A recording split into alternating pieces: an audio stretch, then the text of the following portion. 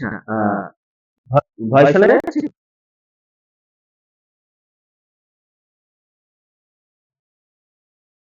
স্ক্রিনটা আশা করি দেখা যাচ্ছে।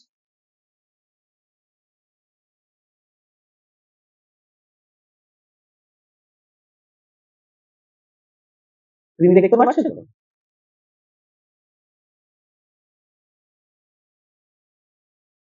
স্ক্রিনটা দেখা যাচ্ছে না একটু জানো। আচ্ছা, ঠিক আছে। চলো। তাহলে আমাদের যে জায়গাটা আমরা ডিসকাশনে আসবো, হুম, যে ফিজিক্সের যে সমস্ত কোশ্চেন গুলো ছিল সেই সমস্ত কোশ্চেন গুলো আমরা মিসলেনিয়াস এর প্রিভিয়াস ইয়ার্স যে সমস্ত কোশ্চেন এসেছে সেই সমস্ত কোশ্চেন গুলো আমরা একটু আলোচনা করে নেব। ওকে, তো সেই জায়গায় দাঁড়িয়ে তোমরা যদি একটা ওয়েবসাইট রয়েছে WBCS UPSC, এটা গুগলে সার্চ করে তারপর যে পরীক্ষার কোশ্চেন লাগবে মিসলেনিয়াস বা ধরো WBCS প্রিলিমস, এটা কিন্তু একটা খুব ভালো ওয়েবসাইট যেখানে সমস্ত পরীক্ষার কোশ্চেন গুলো তুমি এবং ইয়ার ওয়াইজ প্রিভিয়াস ইয়ার কোশ্চেন গুলো পেয়ে যাবে। ঠিক আছে, তো এটা সেই সাইট, চাইলে এটা তোমরাও নিজেরাও দেখে নিতে পারো। এই সাইট থেকে তাহলে আমরা বিভিন্ন ফিজিক্সের সমস্ত কোশ্চেন গুলো এসেছিল সেগুলো সব আলোচনা করবো। ঠিক আছে, তাহলে ফার্স্ট এর কোশ্চেনটা দেখো, what is the SI unit of radioactivity? রেডিও অ্যাক্টিভিটির এসআই ইউনিট কি? তাহলে এটার উত্তরটা করাই আছে, তোমরা সবাই জানো বেকারি। নাও আমরা করে পড়বো, আমরা যখন যে টপিকটা পড়বো সেই টপিকের আনুষঙ্গিক যে জায়গাগুলো কভার করা উচিত সেই জায়গাগুলো একটু আমরা ডিসকাশন করে নেব। যেমন রেডিও অ্যাক্টিভিটি থেকে কি কোশ্চেন আসতে পারে সেগুলো একটু আমরা ডিসকাস করে নেব। এখন হচ্ছে রেডিও অ্যাক্টিভিটি এসআই ইউনিট তো বললাম হচ্ছে যে বেকারেন্ট। সিজিএস বা নন এসআই ইউনিট কি রেডিও অ্যাক্টিভিটি? এটা আমরা কাইন্ড অফ কোশ্চেন আনসার আলোচনার মতো করে কমপ্লিট করব। ঠিক আছে, তোমাদের থেকেও তোমরা ইনপুট দেবে, ওই কারণে মিটে ক্লাসটা করা হচ্ছে যাতে তোমরা ইনপুট দিতে পারো। তাহলে কোশ্চেন দাঁড়াচ্ছে ধরো রেডিও অ্যাক্টিভিটি নন এসআই ইউনিটের নাম কি? তাহলে কি উত্তর হবে?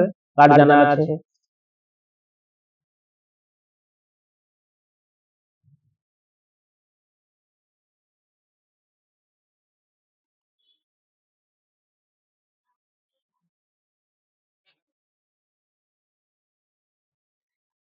নন SI unit of radioactivity.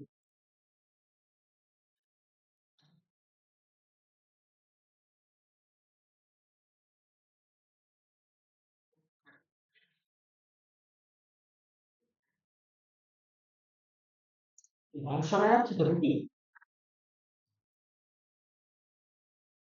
ভয় শোনা যাচ্ছে না?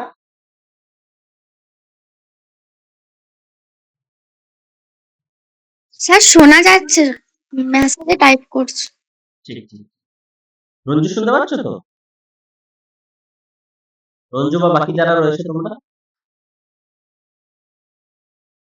স্যার শুনতে পাওয়া যাচ্ছে। ওকে, তাহলে এই কোশ্চেন গুলো ওকে। আচ্ছা, তোমরা সবাই চ্যাটে জানাবে তো? ঠিক আছে, তোমরা এটাও জানাতে পারো, ঠিক আছে, আনমিউট করেও জানাতে পারো, কারণ একসাথে চ্যাটটা দেখাচ্ছে না তো এখান থেকে এক্স্যাক্টলি। হ্যাঁ, আনমিউট করে জানিয়ে দিতে পারো। ঠিক আছে, ওকে।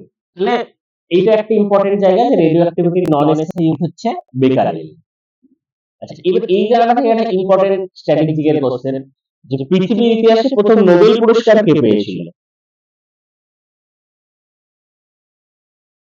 ফার্স্ট নোবেল লরেটি কে? এটা খুবই ইম্পর্টেন্ট কোশ্চেন কিন্তু। ঠিক আছে, who is the first Nobel laureate? Unmute করে জানিয়ে দাও, ঠিক আছে, চ্যাটে লিখো, তাহলে এখান থেকে দেখা যাচ্ছে না। The first Nobel laureate. Sir Roentgen পেয়েছিলেন। Very good, Roentgen. কেন পেয়েছিলেন? স্যার এক্স-রে আবিষ্কারের জন্য 1901।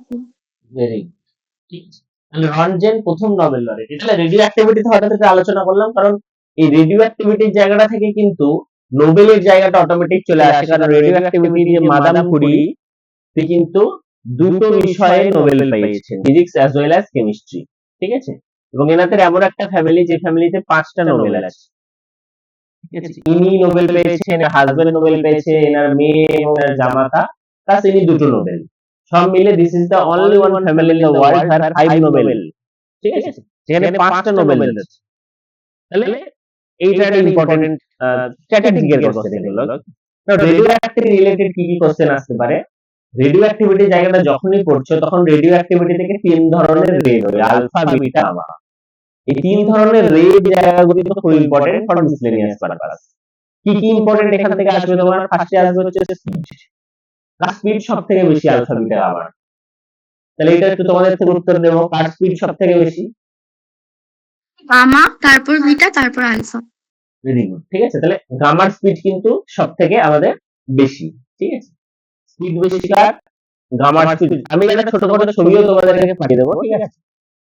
আচ্ছা, যে যে কোশ্চেন গুলো আসবে, কার স্পিড সবথেকে বেশি, কার আয়োনাইজেশন পাওয়ার সবথেকে বেশি?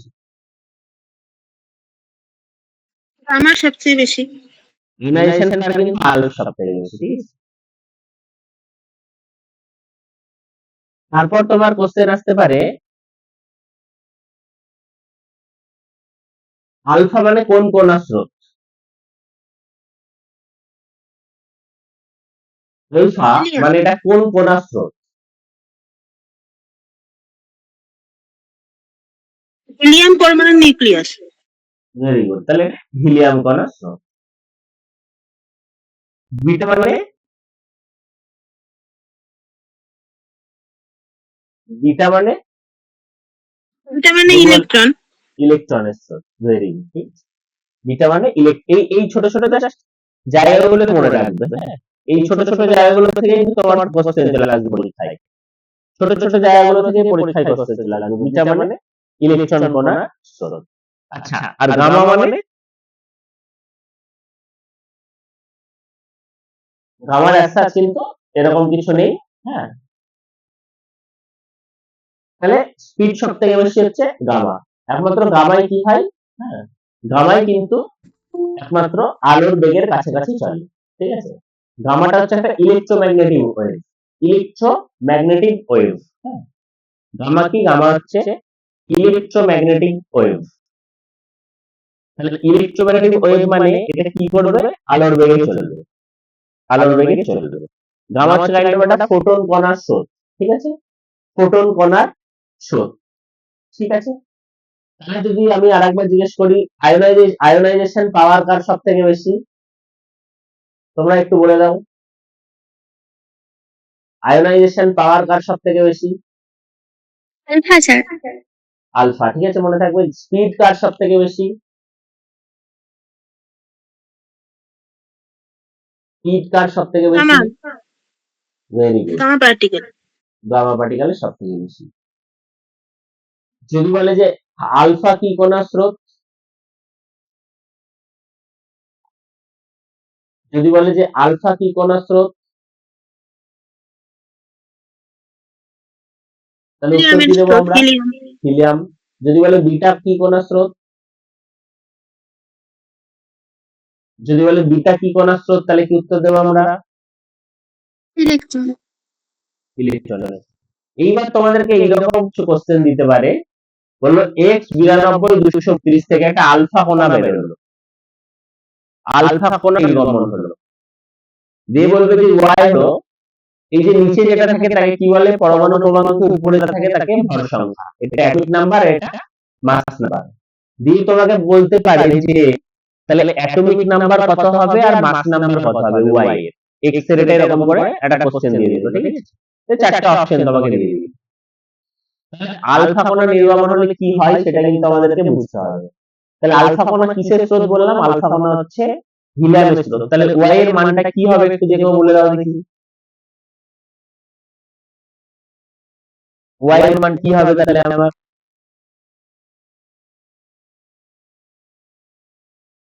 আর 228।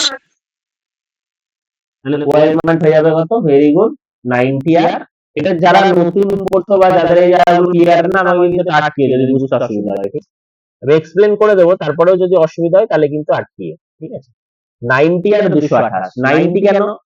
আলফা কণা মানে কিন্তু একটু আগে আমরা বললাম হিলিয়াম কণার স্রোত। হিলিয়াম কণা যদি হয় তাহলে কি হবে? তার পরমাণু ক্রমাঙ্ক কমে যাবে হচ্ছে 2 আর ভর সংখ্যা কমে যাবে হচ্ছে 4। তাহলে একটা আলফা কণা বেরোলে পরমাণু ক্রমাঙ্ক 2 কমে যায় আর ভর সংখ্যা মনে রাখবে 4 কমে যায়। তো এরকম কোশ্চেন কিন্তু পরীক্ষাতে আসতেই পারে।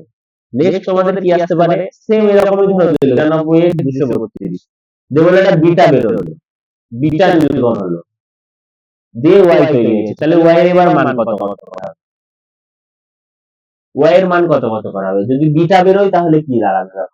এটা একটু বলে দাও দেখি।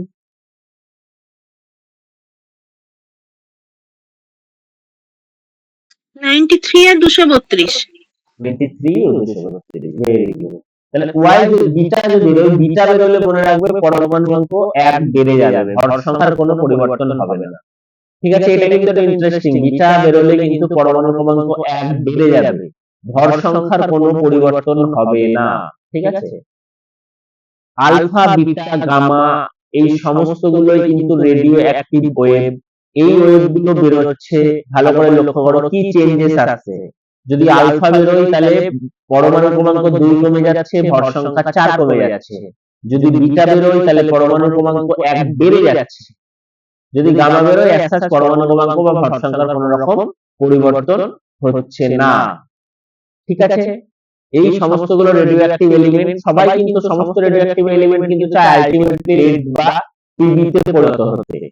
হ্যাঁ, কারণ লেডের পর থেকে যে সমস্ত পরমাণুগুলো রয়েছে তারা কিন্তু কম্পারেটিভলি রেডিও অ্যাক্টিভ, এবং এই কারণে কিন্তু যারা রেডিও অ্যাক্টিভিটি গবেষণা করে তারা লেডের তৈরি জামা কাপড় পরে থাকে, তারা লেডের তৈরি জামা কাপড় পরে থাকে যাতে রেডিও অ্যাক্টিভিটিতে তাদের ক্ষতি না হয় সেরকম। ঠিক আছে, তাহলে কোন কোণা বেরোলে কতটা কি কম হচ্ছে না হচ্ছে সেটা আমরা বুঝতে পারলাম।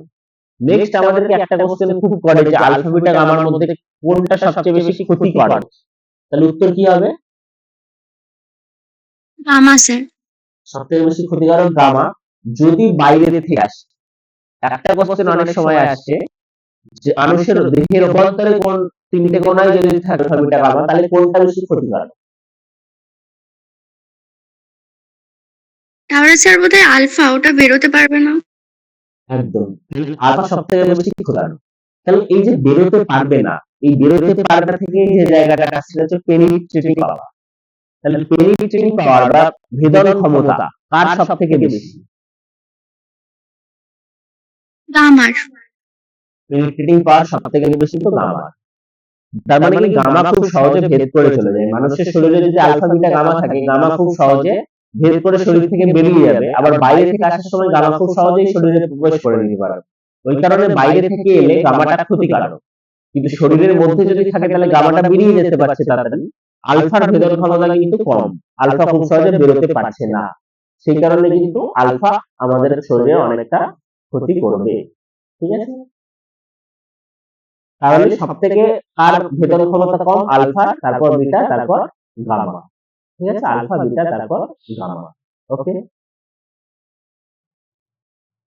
তাহলে আমরা অনেকগুলো প্যারামিটার বললাম, একটা একটা করে আমাদের তাহলে তোমরা একটু সাজিয়ে দেবে। ঠিক আছে, প্রথমে স্পিড কার সবচেয়ে বেশি, কম থেকে বেশিতে সাজিয়ে দাও। এই জায়গায় ফাইনাল কনক্লুশন জায়গায় চলে আসে। স্পিড কম থেকে বেশিতে একটু সাজিয়ে দাও তো স্পিডটা। Sir alpha beta gamma. তাহলে আলফা বিটা গামা, আলফা থেকে বিটার বেশি, বিটার থেকে গামার বেশি। নাও পেনিট্রেটিং পাওয়ার, এটাও কি হবে? এটাও স্যার আলফা বিটা গামা হবে। এটাও স্পিড আর পেনিট্রেটিং পাওয়ার। ঠিক আছে, নাও আয়োনাইজেশন পাওয়ার, এটা সাজিয়ে দাও দেখি। এটা sir gamma beta alpha. Very good, এটা গামার সবথেকে কম, তার থেকে বিটার বেশি, আলফা বেশি। বোঝা গেল কোনটা কি ধরনের চার্জ আমরা পড়ে নিলাম। এই জায়গাটা পর্যন্ত কিন্তু ইম্পর্টেন্ট, মানে তোমার মিসলেনিয়াসের বেসিক জায়গাটার জন্য। ঠিক আছে, নেক্সট যে জায়গা ইম্পর্টেন্ট, খুব ভালো আমাদের করতে হবে, সেটা হচ্ছে নিউক্লিয়ার ফিশন আর নিউক্লিয়ার ফিশন, নিউক্লিয় বিভাজন। এবছর বিসিএস কোশ্চেন এসেছে এখান থেকে। আর আচ্ছা, সূর্যে যে এত সৌরশক্তি বেরোচ্ছে এটা কোন বিভাজন না সংযোজন? সংযোজন। হাইড্রোজেন গুলো কিসে পরিণত হচ্ছে? হিলিয়ামে পরিণত হচ্ছে, আর প্রচুর এনার্জি নির্গত হচ্ছে। তাহলে সৌরশক্তিতে আমরা কি দেখতে পাই? সূর্যে আমরা কি দেখতে পাই? সূর্যে আমরা দেখতে পাই হচ্ছে নিউক্লিয় সংযোজন। নিউক্লিয় সংযোজন আর কোথায় দেখতে পাই? হাইড্রোজেন বোমা। এগুলো একটু মনে রাখতে হবে, ঠিক আছে? হাইড্রোজেন বোমা। তাহলে নিউক্লিয় বিভাজনটা কোথায় দেখবো? বিভাজন আমরা দেখবো যে পরমাণু বোমায় পরমাণু বোমায় এবং পারমাণবিক চুল্লিতে। পারমাণবিক চুল্লি এখানে কি, এখানে হচ্ছে বিভাজন কি হবে, একটা বড় কণা তুলনামূলক কি হবে, ক্রিপ্টন বেরিয়াম এইসবে ভেঙে যাবে। বড় কণা তুলনামূলক ছোট ছোট কণায় বিভক্ত হবে। বড় কণা সমান ভরে ছোট কণায় বিভক্ত হবে এবং এখান থেকে কিন্তু 3টে নিউট্রন বেরোবে। এই যে 3টে নিউট্রন বেরোচ্ছে, এই 3টে নিউট্রনকে কন্ট্রোল করা কিন্তু প্রচন্ড জরুরি। ধরো প্রচুর ইউরেনিয়ামের কণা এরকম এরকম সব রাখা আছে, একটা ধরো প্রচুর ইউরেনিয়ামের কণা, এটা ইউরেনিয়াম নিয়ে এসে এখানে তো প্রচুর এরকম কোটি কোটি কোটি কণা আছে, রাইট? যে কোনো একটা ইউরেনিয়ামের কণা যদি ভাঙলো, তাহলে সেখান থেকে কিউটন আর বেরিয়াম নিষ্ক্রিয় হলো, সেখান থেকে 3টে নিউট্রন নির্গত হলো। এই 3 নিউট্রন কিন্তু পাশের ইউরেনিয়াম কণাগুলোকে আবার ভেঙে দেবে, কারণ এই নিউট্রন স্পিড প্রচুর বেশি থাকে, পাশের ইউরেনিয়াম কণাগুলোকে ভেঙে দেবে। সেই 3 আবার প্রত্যেকে থেকে করে ভাঙবে। তাহলে প্রথমে 3, তারপর 9, তারপর 27, তারপরে সেই রকম করতে করতে মুহূর্তের মধ্যে প্রচুর ইউরেনিয়াম কণা পুরো ভেঙে যাবে আর বাস্ট করবে টোটাল সিস্টেমটা। এইভাবে পরমাণু বোমা বানানো হয়, যেখানে নিউট্রনকে কন্ট্রোল করা হয় না। কিন্তু পারমাণবিক ক্রিয়াতে নিউট্রনগুলো কন্ট্রোল করা হয়, এই বছর বিশেষ একটা কোশ্চেন এসেছিল, control nuclear fission. Control nuclear fission, control nuclear fission, এটা আমরা পড়ে দেখতে পাই। তাহলে এটা কি হবে? কন্ট্রোল করতে কোথায় আমরা এখনই দেখলাম, এখানে কোনটাই কন্ট্রোল করছি, বোমা চুল্লির মধ্যে। চুল্লিতে স্যার। চুল্লি, পারমাণবিক চুল্লি হচ্ছে এটা একটা উদাহরণ, কন্ট্রোল নিউক্লিয়ার ফিশন। আর আনকন্ট্রোলড উদাহরণ হচ্ছে পরমাণু বোমা। আর সৌরশক্তির নিউক্লিয় সংযোজন, হাইড্রোজেন বোমায় নিউক্লিয় সংযোজন। তাহলে এই জায়গাগুলো কিন্তু একটু এই জায়গাটা থেকে মাথায় রাখতে হবে, এখান থেকে কিন্তু কোশ্চেন দেয়, ঠিক আছে? তাহলে রেডিও অ্যাক্টিভিটির এই ইম্পর্টেন্ট জায়গাগুলো আমরা পড়ে নিলাম, যেখান থেকে আমাদের কোশ্চেন আসার সম্ভাবনা অনেকটা আছে। এইটুকু থেকে কারোর কোনো ডাউট নেই, আশা করি যদি কোনো ডাউট থেকে জানাতে পারো, নাহলে আমরা আমাদের আবার একটু পরের টপিকটাই চলে যাচ্ছি, ঠিক আছে? পরের টপিক কি আবার কুইজে দেখে নেবো কি আছে।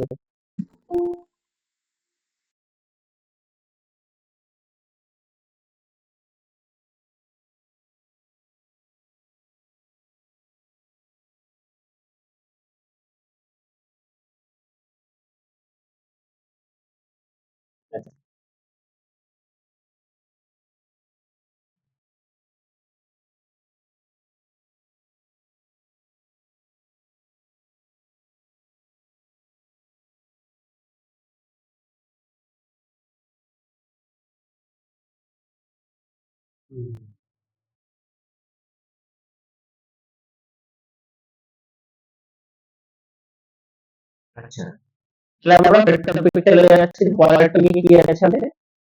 পরের যে টপিক সেটা আমাদের কি আছে, এরপরে পরবর্তী যে আমাদের ফিজিক্সের কোশ্চেন, আমরা এই জায়গাটাকে আলোচনা করব। 30 নাম্বার কোশ্চেন, তাহলে এটা তোমরাই বলো কি হবে, অলরেডি ডিসকাস এখনই। 30 নম্বর কোশ্চেন আমরা এখনই ডিসকাস করলাম। ঠিক আছে, তো উত্তরটা নাকি দেখে নাও একবার। হ্যাঁ স্যার, সংযোজন হবে এটা। সংযোজন হবে, আমরা এখনই ডিসকাস করলাম। এরপরে চলে যাব পরবর্তী যে ফিজিক্স কোশ্চেনটা আছে সেটা। 51, কোশ্চেন নাম্বার 51। এই কোশ্চেনটা একটু দেখে নাও, তারপর এর আনুষঙ্গিক জায়গা আমরা ডিসকাস করব।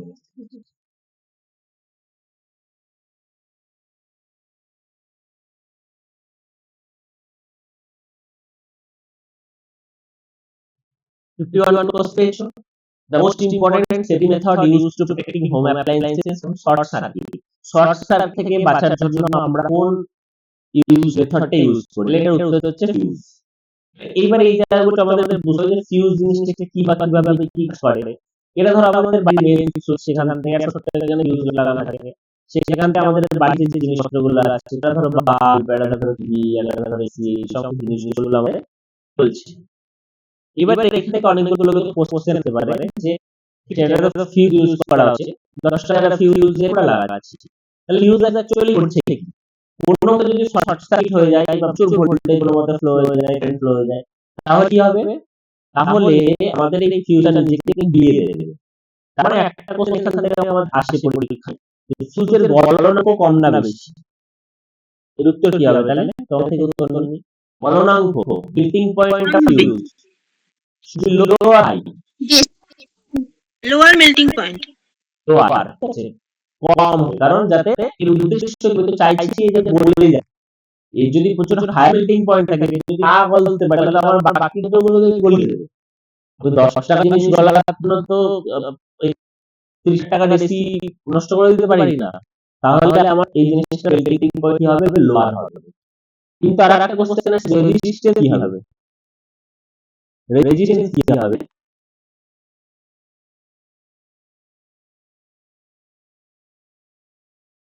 হায়ার রেজিস্ট্যান্স হবে।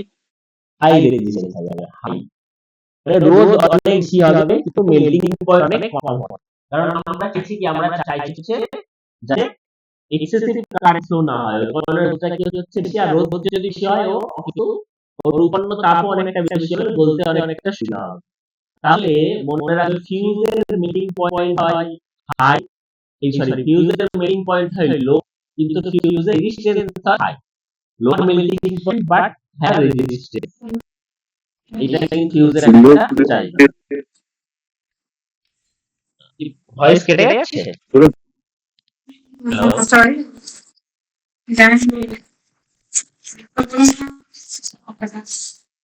ভয়েস কেটে যাচ্ছে?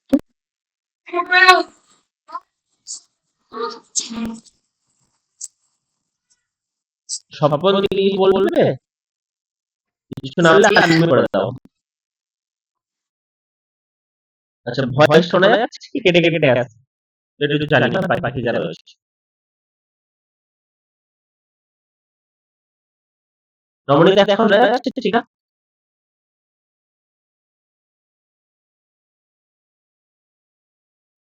এখন ঠিকঠাক আছে, তোমার এর আগে কেটে যাচ্ছে। ও আচ্ছা, ভয়েসটা যদি মনে কেটে যাচ্ছে তাহলে একটু জানিও, ঠিক আছে? তাহলে ফিউজের কি হলো, ফিউজের মেল্টিং পয়েন্ট হলো লোয়ার, আর রেজিস্ট্যান্সটা হলো কি হায়ার, মানে উচ্চ রোধ এবং নিম্ন গলনাঙ্ক। পরবর্তী যে কোশ্চেনটা আসে যে আমাদের বাড়িতে যত জিনিসপত্র থাকে, যে সমস্ত ইলেকট্রিক অ্যাপ্লায়েন্সেস থাকে, সেগুলো কোন কানেকশনে থাকে, সিরিজ কানেকশন না প্যারালাল কানেকশন? তাহলে এটার উত্তরটা কি হবে?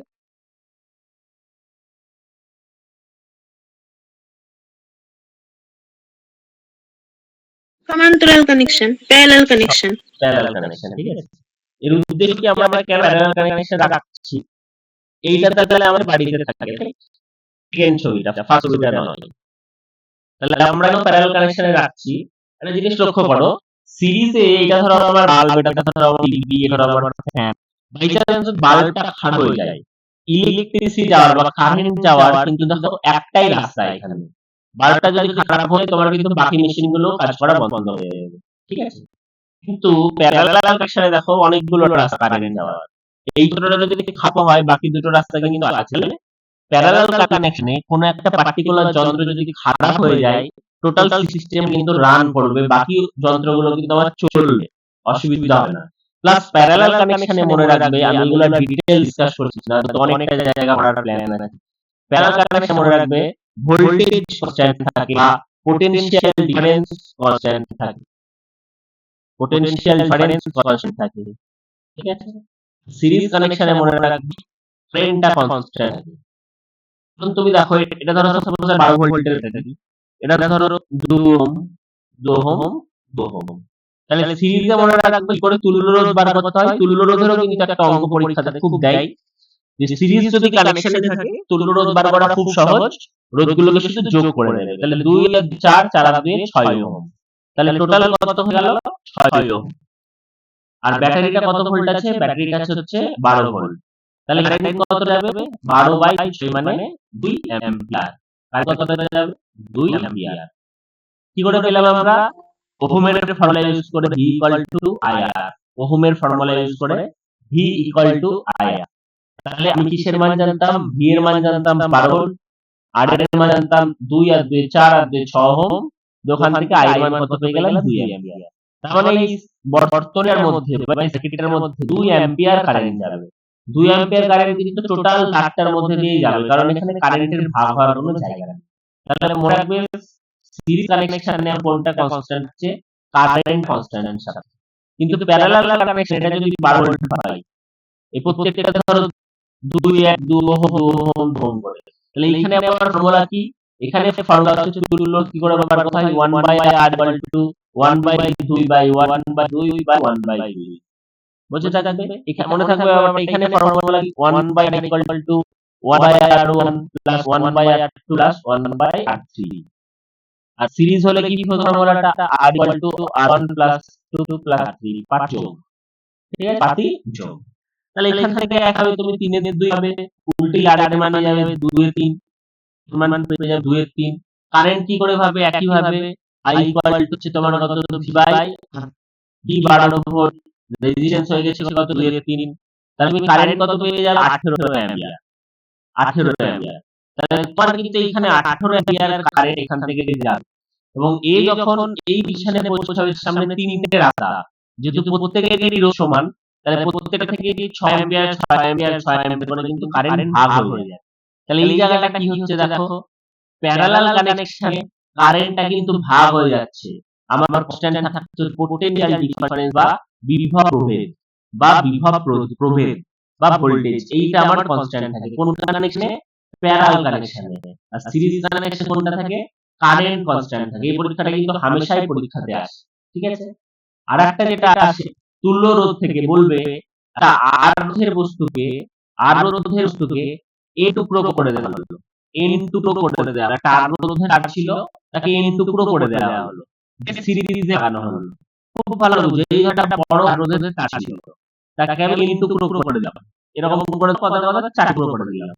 প্রত্যেক অংশ কত হয়ে যাবে, r/4 r/4 r/4 করে হয়ে যাবে, 4 টুকরো করে দেবো।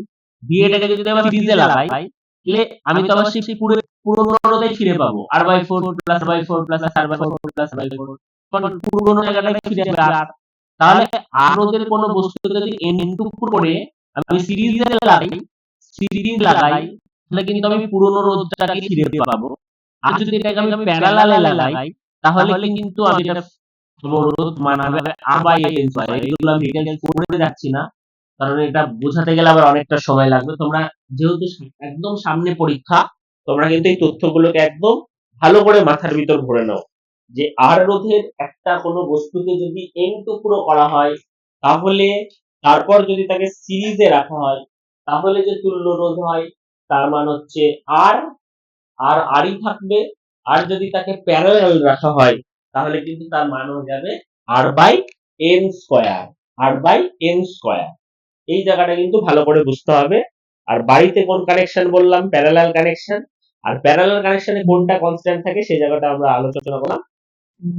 প্যারালাল কানেকশনে কনস্ট্যান্ট থাকে কোনটা, তাহলে তোমরা বলে দাও, বিভব প্রভেদ না কারেন্ট, কোনটা কনস্ট্যান্ট থাকে, যেটুকু আমাদের আলোচনা হলো?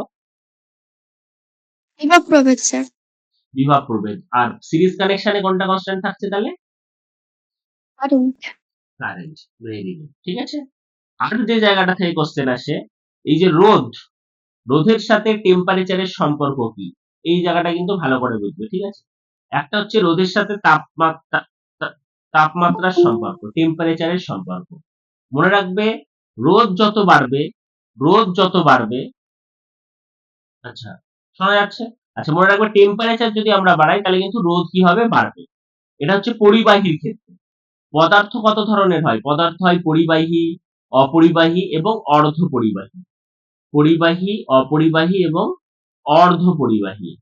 মনে রাখবে, পরিবাহীর ক্ষেত্রে যদি তুমি তাপ বাড়াও, তাহলে কিন্তু রোধের মানও বাড়বে। তাপমাত্রার সাথে রোধের সরল সম্পর্ক, যত তুমি টেম্পারেচার বাড়াবে তত কি হবে, রোধ বাড়বে। কিন্তু অর্ধপরিবাহীর ক্ষেত্রে কিন্তু উল্টো।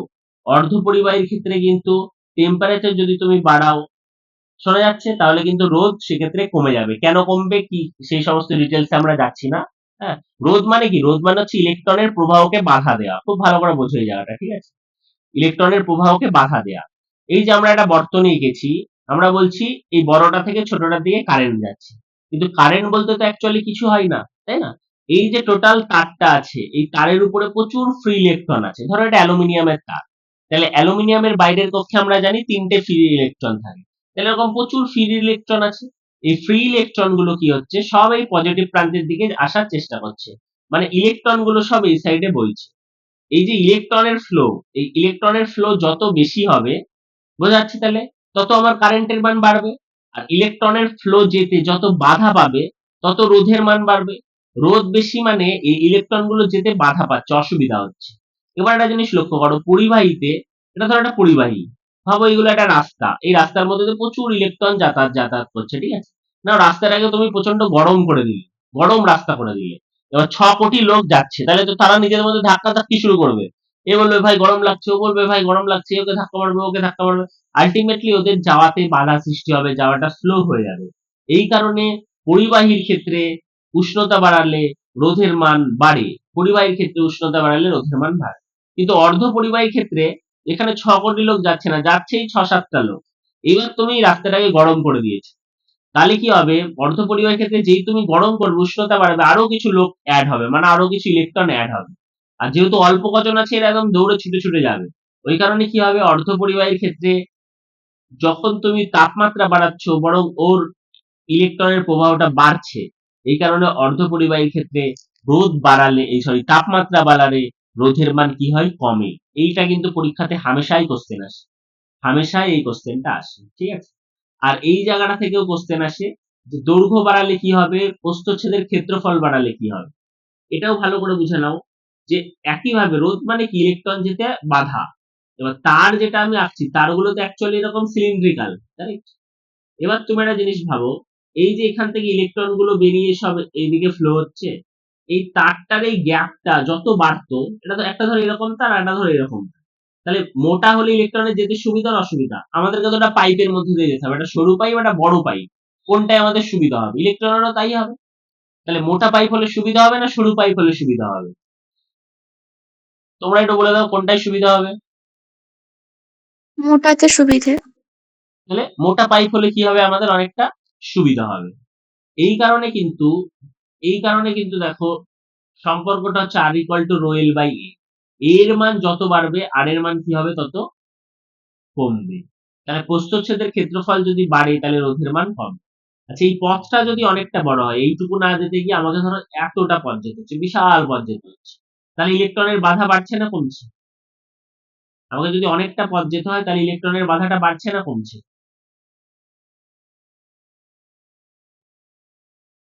বাধা বাড়ছে। বাড়ছে, কারণ আমাকে অনেকটা পথ যেতে হচ্ছে। তাহলে এই কারণে কিন্তু সেখানে রোধের মান বেড়ে যাবে।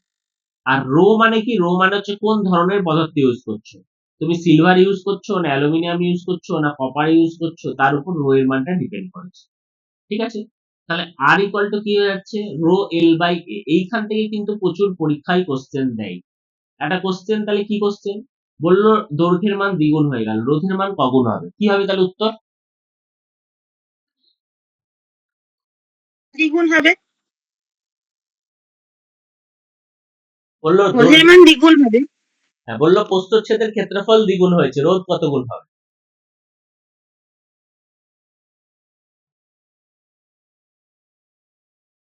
বললো ধরো প্রস্থচ্ছেদের ক্ষেত্রফল দ্বিগুণ হয়েছে, তাহলে রোধ কত গুণ হবে, 1/2, হাফ, মানে 0.5 গুণ। তাহলে হাফ হয়ে যাবে, ঠিক আছে। তাহলে এইরকম কোশ্চেন আসতে পারে। ধরো বললো লেন্থ দ্বিগুণ হয়েছে, লেন্থ 2 টাইমস বেড়েছে, আর প্রস্থচ্ছেদের ক্ষেত্রফলও 2 টাইমস বেড়েছে, দুটোই 2 টাইমস বেড়েছে, তাহলে কি হবে, এমনি থাকবে। সেম থাকবে, কোনো চেঞ্জ হবে না।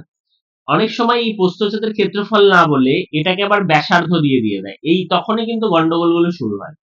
ধরো বললো দৈর্ঘ্যের মান দ্বিগুণ বেড়েছে, কিন্তু আর এর মান দ্বিগুণ বেড়েছে, প্রস্থচ্ছেদের ক্ষেত্রফল দ্বিগুণ বললো না, রোধ ছিল 8 ওহম, বললো দৈর্ঘ্য দ্বিগুণ বেড়েছে এবং এই আর এর মান মানে ব্যাসার্ধের মান দ্বিগুণ বেড়েছে, তাহলে কত হবে,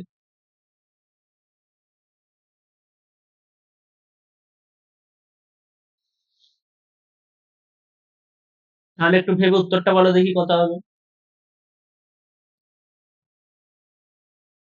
দৈর্ঘ্য দ্বিগুণ বেড়েছে, আর এর মান দ্বিগুণ বেড়েছে, হাফ গুণ। 0.5।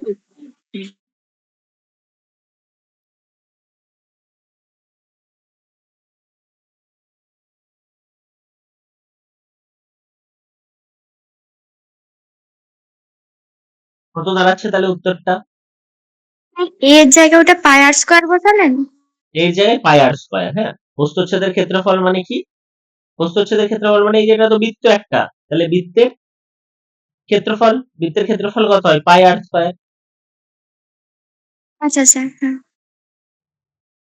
এবার প্রশ্ন হচ্ছে দৈর্ঘ্য দ্বিগুণ বেড়েছে, আবার প্রস্থচ্ছেদের ব্যাসার্ধ দ্বিগুণ বেড়েছে। রোধ ছিল 8 ওহম, রোধ কত ওহম হবে?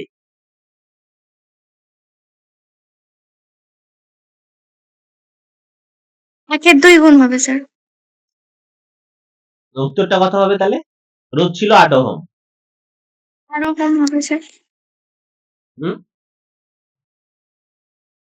রোধ ছিল 8 ওহম, ধরো অপশন দিয়েছে, অপশন এ দিয়েছে 4 ওহম, অপশন বি দিয়েছে 16 ওহম, অপশন ডি দিয়েছে 12 ওহম, অপশন ডি দিয়েছে ধরো সাপোজ কথার কথা 1 ওহম। তাহলে অপশন এ, বি না সি না ডি, কোনটা হচ্ছে উত্তর? অপশন এ 4 গুণ। তাহলে এ হচ্ছে ভেরি গুড, 4 ওহম। কি করে বুঝলাম? দেখো, খুব সহজ। প্রথমে দৈর্ঘ্য দ্বিগুণ বেড়েছে, তাহলে 8 ওহম থেকে হয়ে যাওয়ার কথা উচিত ছিল দৈর্ঘ্যের জন্য।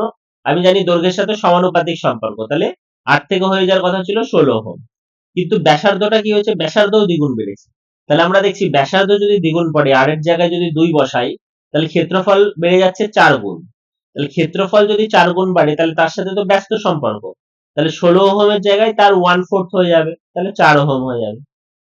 বুঝতে পারলে? তাহলে এরকম করে অঙ্কগুলো টুকটুক করে নিতে হবে। এরকম অঙ্ক কিন্তু হামেশাতেই আসবে। হ্যাঁ, প্রচুর এইগুলো আসে। বুঝে গেল? তাহলে এই সমস্ত জায়গাগুলো কিন্তু প্রচন্ড ইম্পর্টেন্ট পরীক্ষার পারপাসে। হ্যাঁ, নেক্সট যে জায়গাটা ইলেকট্রিসিটি থেকে ইম্পর্টেন্ট সেটা হচ্ছে ধরো 200 ওয়াটের একটা বাল্ব প্রতিদিন 10 ঘন্টা চলে, 1 মাসে কারেন্টের বিল কত আসবে? এই কোশ্চেন গুলোও কিন্তু খুব আসে। ইউনিট প্রতি বিল হচ্ছে 10 টাকা করে ধরো। 200 ওয়াটের বাল্ব পার ডে 10 ঘন্টা চলে, 1 মাসে কত কারেন্টের বিল আসবে? ইউনিট প্রতি বিলের দাম হচ্ছে 10 টাকা। তাহলে এইগুলো আমাদের কি করতে হয়?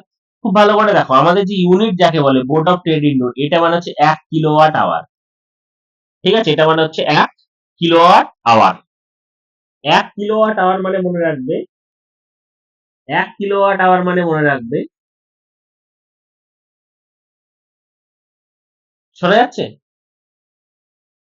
হ্যাঁ স্যার। 1 কিলোওয়াট আওয়ার মানে মনে রাখবে হচ্ছে যে 1 বিওটি ইউনিট। ঠিক আছে, 1 বিওটি ইউনিট। হ্যাঁ, এক সেকেন্ড একটু দাঁড়াও।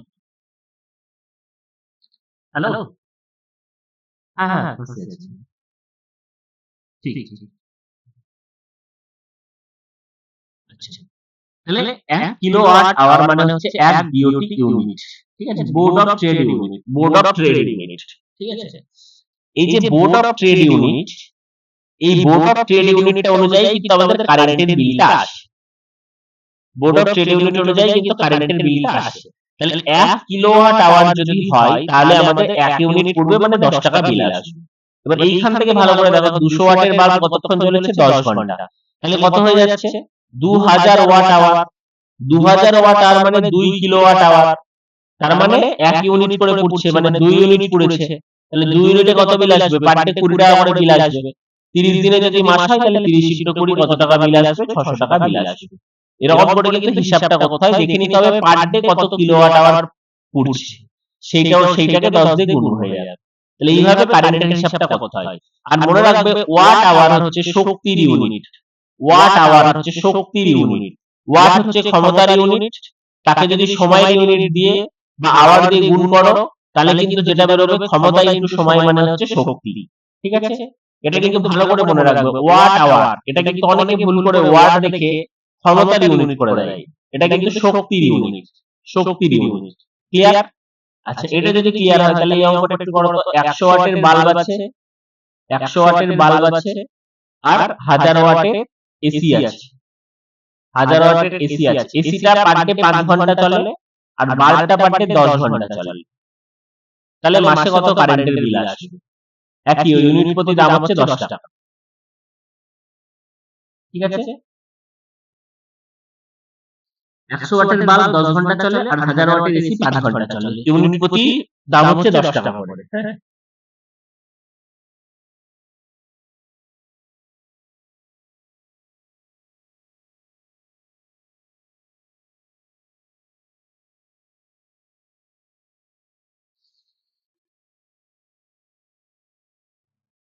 1800 টাকা স্যার।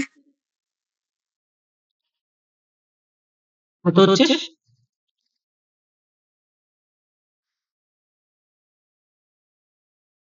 কত টাকা বিল আসছে? স্যার 1800 হচ্ছে তো। 1800। না তো বাকিদেরও 1800 হচ্ছে তো, দেখো বাকিটা ওঠার চেষ্টা করো।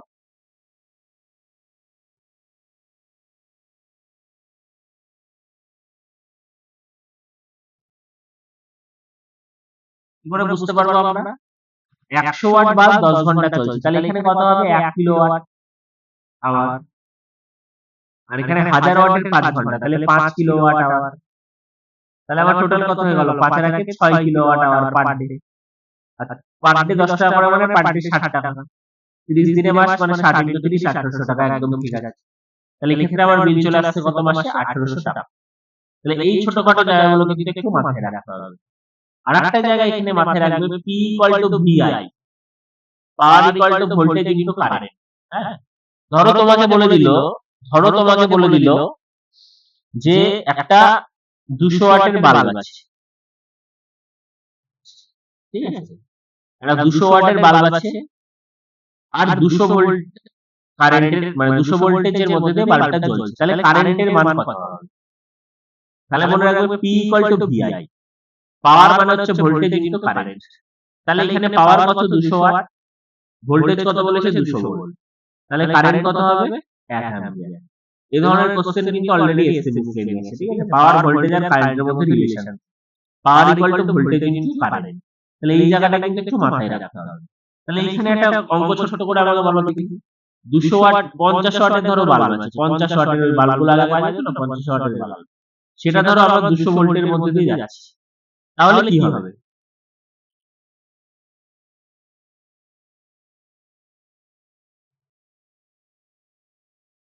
পঞ্চাশ ওয়াটের বাল্ব 200 ভোল্টের মধ্যে দিয়ে কাজ করছে, তাহলে কারেন্টের মান কত হবে? এটা একটু বুদ্ধি করে বলো দেখি।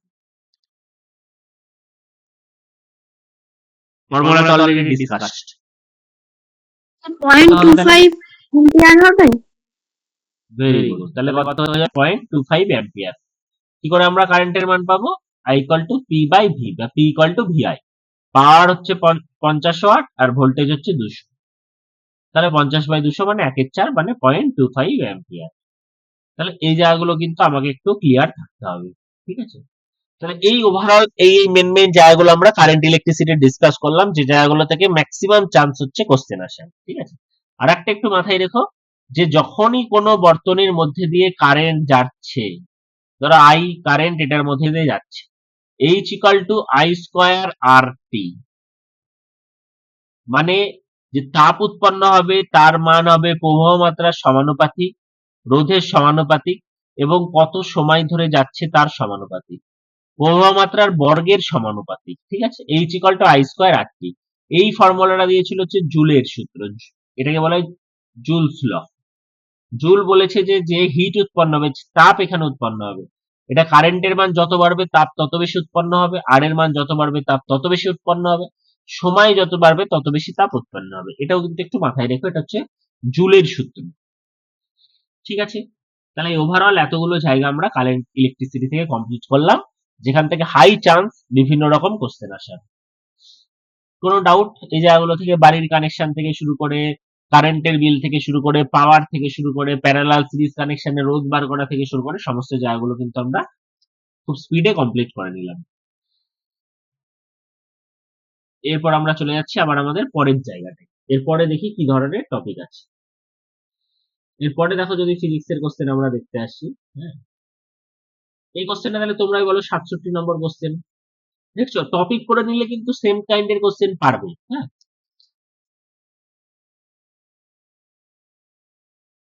এটার উত্তর কি হবে? স্যার বিভব প্রবাল। স্যার বিভব প্রবাল পোটেনশিয়াল ডিফারেন্স। পোটেনশিয়াল ডিফারেন্স, তাই না? ভেরি গুড, তাহলে এই জায়গাটা আমাদের হয়ে গেল। নেক্সট যে কোশ্চেনটা আছে দেখি। আচ্ছা, 44 নম্বর কোশ্চেন।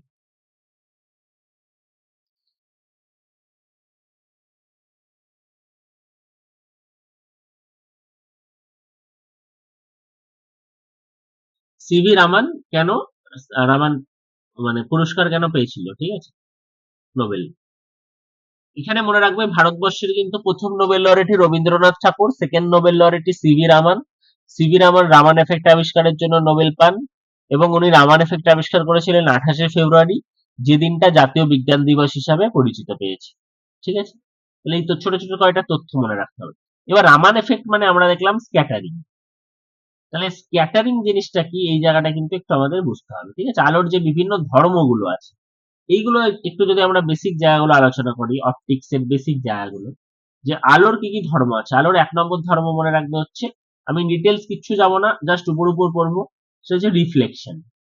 রিফ্লেকশন আবার দু ধরনের হয়, একটা নিয়মিত প্রতিফলন, একটা বিক্ষিপ্ত প্রতিফলন। সিনেমার পর্দা যে আমরা দেখতে পাচ্ছি, সিনেমার পর্দা, এটা হচ্ছে বিক্ষিপ্ত প্রতিফলন আলোর। ঠিক আছে, তো আলোর বিক্ষিপ্ত প্রতিফলনের জন্য আমরা সিনেমা দেখতে পাই। রিফ্লেকশন মানে কি, রিফ্লেকশন মানে এই একটা কোনো আলোকরশ্মি পড়বে, আলোকরশ্মি পড়ে এই বেরিয়ে যাবে, এই আই এর মানও যা হবে আর এর মানও তার হবে, প্রতিফলন কোণ যা হবে আপাতন কোণ যা হবে প্রতিফলন কোণও তাই হবে।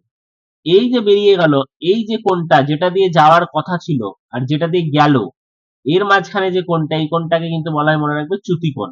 এটা অনেক সময় কিন্তু পরীক্ষাতে দেয় যে চ্যুতিকোণের মান নির্ণয়। একটা ছোট্ট অঙ্ক করি তাহলে বুঝতে পারবে। ধরো এটা 30 ডিগ্রি, যে আপাতন কোণটা 30 ডিগ্রি, তাহলে একটু বুদ্ধি করে বলো তো চ্যুতিকোণটা কত হবে। আপাতন কোণ প্রতিফলন কোণ সমান হয়।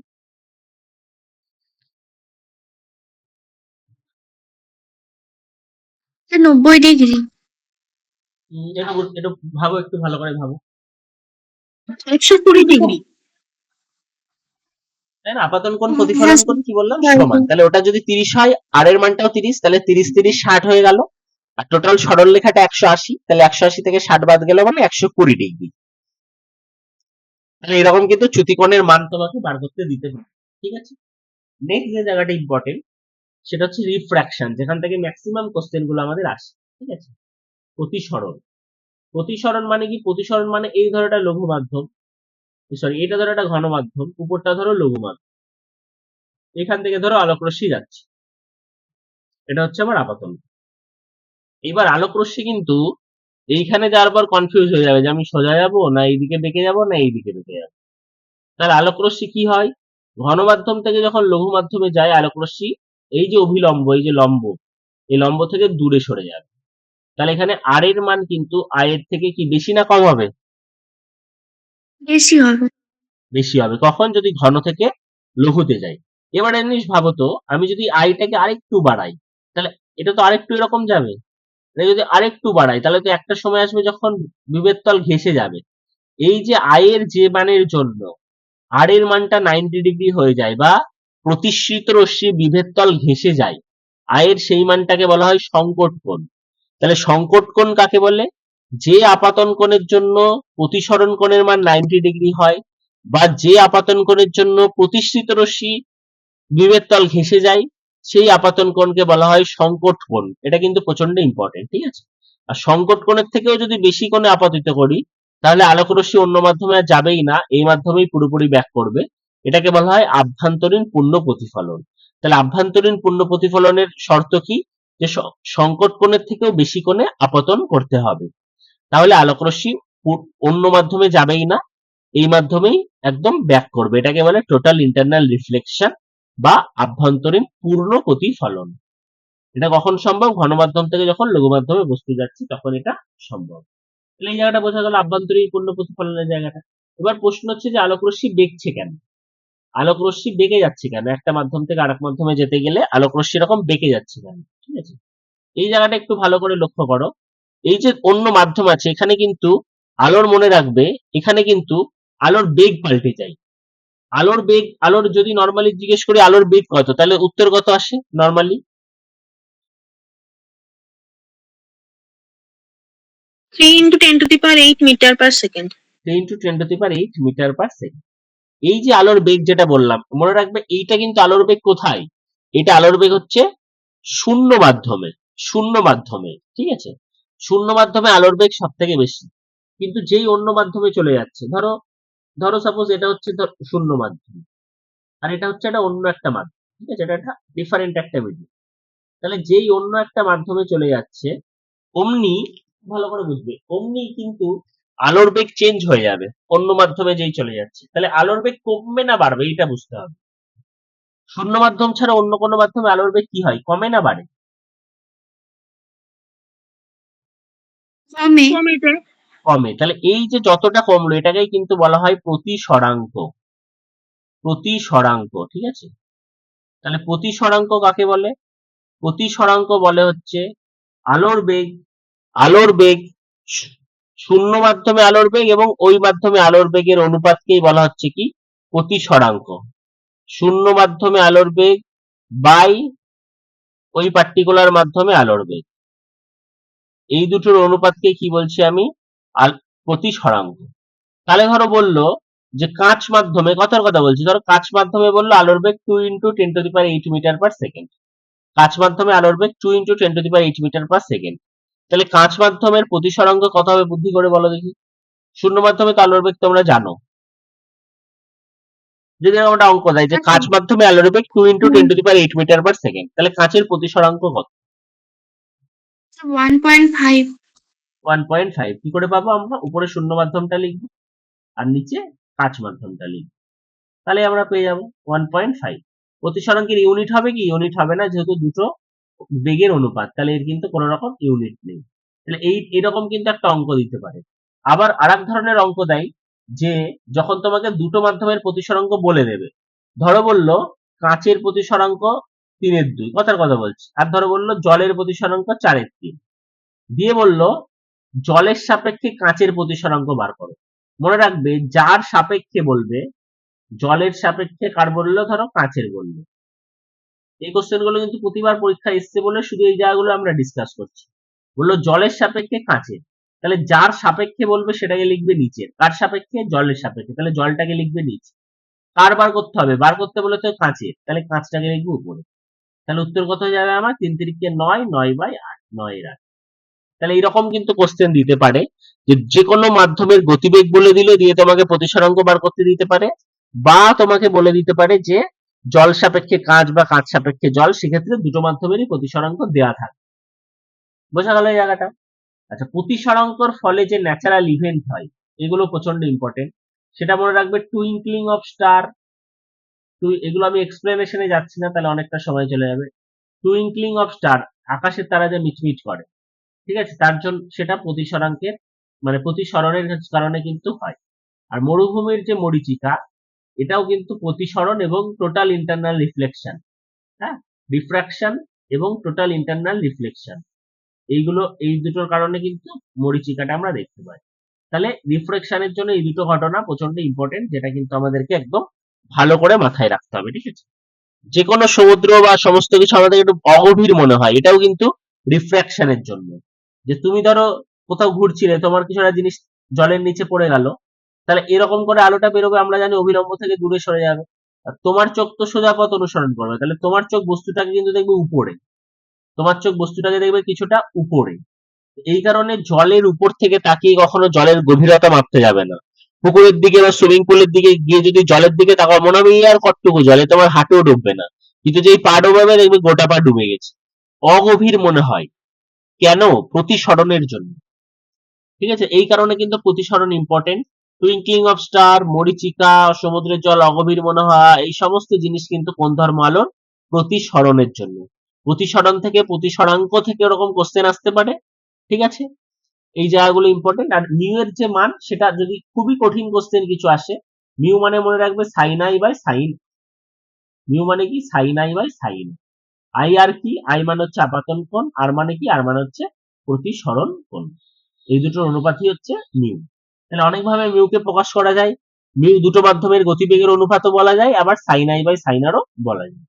তাহলে এইগুলো একটু প্রতিসরণ থেকে মাথায় রেখো, ঠিক আছে? আলোর পরবর্তী যে জায়গাটা একটু মাথায় রাখবে সেটা হচ্ছে আলোক রশ্মি যদি কোনো প্রিজমের মধ্যে দিয়ে যায়, তাহলে 7টা আলোতে ভেঙে যায়। এই যে ঘটনা, এটাকে বলা হয় ডিসপারশন। ডিসপারশন। এখানে সব থেকে বেশি ব্যাকে কোন আলোটা, এটা কিন্তু পরীক্ষায় কোশ্চেন দেয়। সব থেকে বেশি ব্যাকে কোন আলো? কি হবে উত্তর? বেগুনি। সব থেকে বেশি বেঁকে যাবে কিন্তু কোন আলো? মনে রাখবে সেটা বেগুনি, কিন্তু সব থেকে বেশি বেঁকে যায়। কারণ বেগুনির, মনে রাখবে বেগুনির কম্পাঙ্ক কিন্তু সব থেকে বেশি। যদি বলে এই আলোগুলোর মধ্যে কম্পাঙ্ক কার বেশি, বেগুনির বেশি, যার কম্পাঙ্ক যত বেশি সে কিন্তু দেখবে তত বেশি। বেগুনির কম্পাঙ্ক সব থেকে বেশি, লালের কম্পাঙ্ক সব থেকে কম। তরঙ্গ দৈর্ঘ্য অনুযায়ী যদি ধরতে চাই তাহলে লালের তরঙ্গ দৈর্ঘ্য সবচেয়ে বেশি। এই কারণে কিন্তু আমরা গাড়ির হেডলাইটে লাল আলো ইউজ করি, কারণ অনেকটা দূর থেকে তাহলে লাল চলে যেতে পারে, দেখা যাবে। তাহলে লালের তরঙ্গ দৈর্ঘ্য সবচেয়ে বেশি আর বেগুনির কম্পাঙ্ক সবচেয়ে বেশি, বেগুনি ব্যাকে সবচেয়ে বেশি। এটাকে বলা হচ্ছে ডিসপারশন। এটাকে কি বলা হচ্ছে? ডিসপারশন। এই যে রেইনবো তৈরি হয়, রেইনবো, রেইনবোতে কি হয়? রেইনবোতে এই যে ধরো বৃষ্টির জলের কণা, এখান থেকে আলো আসে জলের কণার মধ্যে দিয়ে ঢোকে, তাহলে প্রথমে রিফ্র্যাকশন হলো। রেইনবো তিনটে ঘটনা ভালো করে মাথায় রেখো, রেইনবোটা অনেক সময় পরীক্ষায় দেয়। রেইনবো রিফ্র্যাকশন হলো এখানে ঢোকার ফলে, তারপর টোটাল ইন্টারনাল রিফ্লেকশন হয়, এবং তারপর কিন্তু এই জলের কণাটা এজ প্রিজম হিসাবে কাজ করে, এরকে 7 ভাগে ভেঙে দেয় আলোকে, তাহলে ডিসপারশনও হয়। তাহলে রিফ্র্যাকশন, টোটাল ইন্টারনাল রিফ্লেকশন আর ডিসপারশন, এই তিনটে ঘটনা নিয়ে কিন্তু কার সৃষ্টি হচ্ছে? এই তিনটে ঘটনা নিয়ে সৃষ্টি হচ্ছে আমাদের রেইনবোর সৃষ্টি হচ্ছে, আমাদের রেইনবোর সৃষ্টি হচ্ছে। ঠিক আছে, এটা কিন্তু অনেক সময় পরীক্ষাতে আসে। আরেকটা যেটা পরীক্ষাতে আসে সেটা হচ্ছে আকাশের রং নীল কেন হয়? আকাশের রং নীল এর কারণ কিন্তু স্ক্যাটারিং। স্ক্যাটারিং মানে কি? আমাদের বায়ুমণ্ডলে অনেক ছোট ছোট ধূলিকণা আছে, সূর্য থেকে যখন আলোকরশ্মি এসে ওই সমস্ত ধূলিকণার উপর পড়ে, তখন কিন্তু সেই সমস্ত ধূলিকণা পড়ার ফলে আলো প্রচুর পরিমাণ বিক্ষেপিত হয়ে যায়, আলো অনেকটা স্ক্যাটার্ড হয়ে যায়। এবং এখানেও মনে রাখবে এই ধূলিকণাতে আলো পড়ে বিক্ষেপিত হওয়ার ক্ষেত্রে সব থেকে বেশি বিক্ষেপণ হবে কার? বেগুনির। সব থেকে বেশি বিক্ষেপণ কার হবে? বেগুনির। এখানেও কিন্তু একই নিয়ম, সেই ভিবগিয়ার, VIBGYOR। তাহলে তো প্রশ্ন হচ্ছে যে আমাদের আকাশের রং তো বেগুনি দেখা উচিত ছিল, আমরা ব্লু কেন দেখি? কারণ এই বেগুনি আর ইন্ডিগোর উপর আমাদের চোখ অতটা সংবেদনশীল নয়, ভায়োলেট আর ইন্ডিগোর উপর আমাদের চোখ অতটা সংবেদনশীল নয়, তারপরে এই ব্লুর ক্ষেত্রে যথেষ্ট সংবেদনশীল। ওই কারণে আমরা কম্পারেটিভলি ভায়োলেট আর ইন্ডিগোটা দেখি না, ব্লুটাকে আমরা দেখি, আকাশটাকে। ঠিক আছে, বাট এটা কোন ধর্মের জন্য? স্ক্যাটারিং এর জন্য। এবং যে লাল আভা দেখা যায় সেগুলোও কিন্তু স্ক্যাটারিং এর জন্য। সূর্যোদয় সূর্যাস্তের সময় যে লাল আভা আমরা একটা দেখতে পাই, সেটাও কিন্তু স্ক্যাটারিং এর জন্য। তাহলে স্ক্যাটারিং এর জন্য হচ্ছে আকাশ কেন নীল, আর সূর্যোদয় সূর্যাস্তের সময় কেন লাল আভা। রিফ্র্যাকশনের জন্য হচ্ছে তারা কেন মিটমিট করে আর মরীচিকা কেন দেখা যায়। Dispersion, reflection, total internal reflection, refraction সব মিলে তৈরি হচ্ছে আমাদের রেইনবো। তাহলে এই ন্যাচারাল ইভেন্ট গুলো আলোর কোন ধর্মের জন্য তৈরি হয়, এগুলো কিন্তু পরীক্ষাতে হামেশাই ঘুরে ফিরে আসে। এই জায়গাটা বোঝা গেল। তাহলে তাহলে যদি পরীক্ষায় জিজ্ঞেস করে আকাশ কেন নীল, কোন ধর্ম, কি বুঝলে? তাহলে একটু বলে দাও যে কেউ, আকাশ কেন নীল হচ্ছে, আলোর কোন ধর্মের জন্য আকাশ নীল? স্ক্যাটারিং। স্ক্যাটারিং। ঠিক আছে, এইগুলো কিন্তু একটু মাথায় রাখতে হবে। এরপর আলো থেকে যে জায়গাটা প্রচন্ড ইম্পর্টেন্ট, সেটা হচ্ছে আমাদের চোখের রোগ। হ্যাঁ, আমাদের চোখে দুই ধরনের রোগ হয়, একটা হচ্ছে মায়োপিয়া, আরো অনেক ধরনের হয়, এই দুটো থেকে পরীক্ষায় কোশ্চেন আসে। মায়োপিয়া, দেখো আমাদের চোখ নিজে নিজে হচ্ছে একটা উত্তল লেন্স। এইবার দূর থেকে যখন আলোক রশ্মি আসছে তখন পড়া উচিত হচ্ছে রেটিনায়, এইখানে পড়া উচিত, কিন্তু কোনো কারণে ধরো চোখটা একটু খারাপ হয়ে গেছে, তো আগেই মিশে যাচ্ছে, তাহলে কিন্তু আমরা ঠিকঠাক আর দেখতে পাবো না। এই যে রোগ, এটাকে বলা হয় মায়োপিয়া। মায়োপিয়ার বাংলা হচ্ছে হর্ষ দৃষ্টি। হর্ষ দৃষ্টি মানে মনে রাখবে কাছের দৃষ্টিটা খারাপ না, ওটা ভালো। এখানে যেটা রোগের নাম, যেটা নাম আছে সেটা অ্যাকচুয়ালি ভালো। হর্ষ দৃষ্টি মানে কাছের জিনিস আমি দেখতে পাই, আমার হর্ষটা ভালো, আমার খারাপ হচ্ছে দূরের জিনিস। তাহলে মায়োপিয়া যাদের আছে তারা দূরের জিনিসটা ঠিকঠাক দেখতে পায় না। তো দূর থেকে যখন আলোক রশ্মি আসে তখন এই আমাদের চোখের গোলকে পড়ে আলোক রশ্মি রেটিনার আগেই মিশে যায়, রেটিনার আগেই প্রতিবিম্ব গঠন করে ফেলে, এই কারণে কিন্তু আমরা ঠিকঠাক দেখতে পাই না। তাহলে এখান থেকে বাঁচার উপায় কি? এখান থেকে বাঁচার উপায় হচ্ছে আলোক রশ্মিটাকে প্রথমে একটু যদি দূরে পাঠিয়ে দিতে পারি, আমরা কাছাকাছি মিশে যাচ্ছে তাহলে একে দূরে পাঠাই, ফার্স্টেই দূরে পাঠালাম, যাতে কি এ একদম রেটিনায় এসে মেলে। তাহলে এই যে প্রথমেই দূরে পাঠাবো, দূরে পাঠানোর জন্য আমাকে কোন লেন্স ইউজ করতে হবে? অবতল লেন্স, কারণ অবতল লেন্স হচ্ছে অপসারী লেন্স। অবতল লেন্সে যদি আলো আসে তাহলে আলো দূরে দূরে দূরে দূরে চলে যায়, অপসারী লেন্স। তাহলে আমাকে অবতল লেন্স ইউজ করতে হবে, এইটা তাহলে মাথায় রেখো। মায়োপিয়া যদি রোগ হয় তাহলে আমাকে অবতল লেন্স ইউজ করতে হয়, এবং অবতল লেন্সের মনে রাখবে পাওয়ার হয় নেগেটিভ। যাদের মায়োপিয়া আছে তাদের পাওয়ার হবে কি নেগেটিভ, তাদের পাওয়ার কি হবে নেগেটিভ। কিন্তু যদি হাইপারমেট্রোপিয়া হয়, হাইপারমেট্রোপিয়া, হাইপারমেট্রোপিয়ায় কি হয় দেখো, খুব ভালো করে বুঝবে এই জায়গাটা। সেম রেটিনা, এখানে আমাদের অক্ষিগোলক, এইখানে কিন্তু আলোক রশ্মি এসে আমাদের রেটিনার পেছনে গিয়ে তৈরি হয়, তাহলে এই কারণে আমরা দেখতে পাই না। তাহলে এইখানে উপায় কি, এখানে আমি এমন একটা লেন্স রাখবো যে একে প্রথমেই কিছুটা কাছে আনবো, কিছুটা কাছে আনার ফলে আর এতটা দূরে যাবে না, রেটিনায় প্রতিবিম্ব গঠন। তাহলে কাছে আনে কোন লেন্স, কাছে আনে উত্তল লেন্স বা অভিসারী লেন্স, উত্তল লেন্স বা অভিসারী লেন্স। তাহলে এই যে উত্তল লেন্স কাছে নিয়ে আসছে, তাহলে এটা আমরা কোন রোগে ইউজ করছি, হাইপারমেট্রোপিয়া ইউজ করছি। এবং মনে রাখবে উত্তল লেন্সের পাওয়ার হয় হচ্ছে পজিটিভ, এই কারণে হাইপারমেট্রোপিয়ায় যারা ভুগছে তাদের পাওয়ার কি হবে পজিটিভ। লেন্সের পাওয়ার আমরা কোন এককে মাপি, কে বলতে পারবে লেন্সের পাওয়ার কোন এককে মাপবো? Dioptre.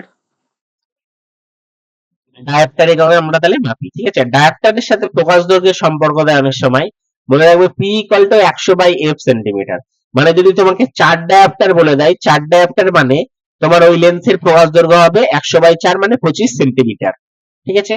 P equal to 100/f, এই ফর্মুলাটা কিন্তু একটু মাথায় রেখো। এটা কার ফর্মুলা, পাওয়ার আর ফোকাসের ফর্মুলা।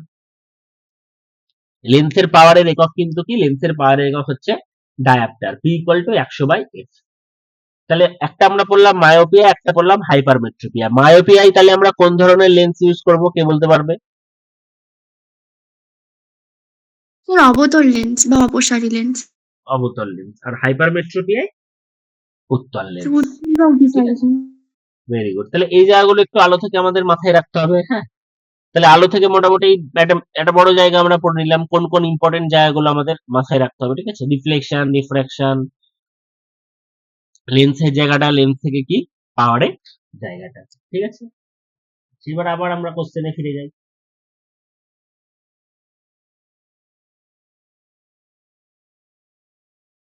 এটুকু অব্দি কারোর কোনো ডাউট, যেটুকু পড়া হচ্ছে কারোর কোনো জায়গায় যদি অসুবিধা হয় বুঝতে, তাহলে কিন্তু অবশ্যই সেই জায়গাটা আমাদেরকে আটকাবে, সেই জায়গাটা অবশ্যই কিন্তু আটকে নিতে হবে যে এই জায়গা। এটা একটা ইম্পর্টেন্ট। অ্যাস্টিগমাটিজম, অ্যাস্টিগমাটিজমে আমরা ইউজ করেছি সিলিন্ড্রিক্যাল লেন্স, হ্যাঁ। অ্যাস্টিগমাটিজমে আমরা ইউজ করি কি সিলিন্ড্রিক্যাল লেন্স, এটাও একটা চোখের রোগ অ্যাস্টিগমাটিজম। অ্যাস্টিগমাটিজমে ইউজ করা হয় সিলিন্ড্রিক্যাল লেন্স, সিলিন্ড্রিক্যাল লেন্স। এগুলো সব কেমিস্ট্রি বায়োলজির বিভিন্ন কোশ্চেন, এই কোশ্চেন গুলো একটু দেখে নিয়ে, ঠিক আছে। লাইফাই সিস্টেমে আলো ইউজ করা হয়, সেন্ট্রালাইজ লাইট অ্যান্টেনা ইউজ করা হয় লাইফাই সিস্টেম, লাইফাই সিস্টেম। আচ্ছা, এটা একদম বেসিক কোশ্চেন। 2 নম্বর কোশ্চেনটা দেখো, একদম আরামসে পারবে। 2 নম্বর 10 নম্বর কোশ্চেনটা দেখো। ডিসপ্লেসমেন্ট এর একটা ভেক্টর কোয়ান্টিটি আমরা জানি। আর আইসোটোপ মানে মাথায় রাখবে, আইসোটোপ হচ্ছে একই ধরনের পদার্থ। 17Cl35, 17Cl37, দুটোই কিন্তু ক্লোরিন। তার মানে দুটোর পরমাণু ক্রমাঙ্ক বা অ্যাটমিক নাম্বার সমান হবে, ভর সংখ্যাটা আলাদা হবে আর নিউটন সংখ্যাটা অবশ্যই আলাদা হবে। যেহেতু নিউটন সংখ্যা আলাদা তাই ভর সংখ্যা আলাদা। 17Cl35 মানে এখানে 18টা নিউটন থাকবে, 17Cl37 মানে এখানে 20টা নিউটন থাকবে। তাহলে এই কোশ্চেনটার উত্তর কি হবে, আশা করি পারা যাবে। আইসোটোপ, আইসোটোপ মানে কোনটা ডিফার করছে, আইসোটোপ মানে তাদের নিউটন নাম্বারটা ডিফার করছে, নিউটন নাম্বারটা আলাদা হচ্ছে। আইসোটোন কাকে বলে, আইসোটোন মানে যেখানে নিউটন সংখ্যাটা সমান। আর আইসোবার কাকে বলে, যেখানে ভর সংখ্যাটা সমান। এই জায়গাগুলো কিন্তু অবশ্যই দেখে দিও, প্রচন্ড ইম্পর্টেন্ট, ঠিক আছে। Isotone, isotope, isobar. ওয়েভলেন্থের ইউনিট কি, ওয়েভলেন্থ এক ধরনের দৈর্ঘ্য, তাহলে দৈর্ঘ্যের ইউনিট কি হয় সেন্টিমিটার, তাহলে ওয়েভলেন্থের ইউনিটও সেন্টিমিটার। কিন্তু মনে রাখবে আমরা ওয়েভলেন্থ কে নরমালি কি দিয়ে মাপি, যেগুলো আলো টালোর ক্ষেত্রে ওয়েভলেন্থ সেগুলোকে আমরা অ্যাংস্ট্রম বা ন্যানোমিটারে মাপি। এটাও এই বছর বিসিএস এসেছিল।